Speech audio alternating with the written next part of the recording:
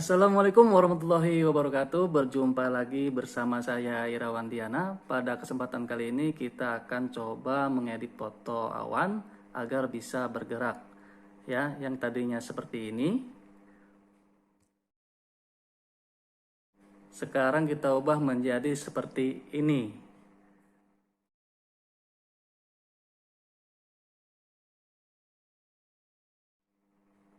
Penasaran bagaimana caranya? Yuk kita langsung saja ke tutorialnya.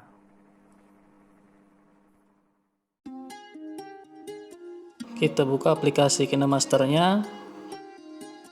Untuk selanjutnya, tambahkan project baru. Muncul tampilan seperti ini, lalu pilih yang 16:9. Untuk langkah-langkah berikutnya silakan diperhatikan.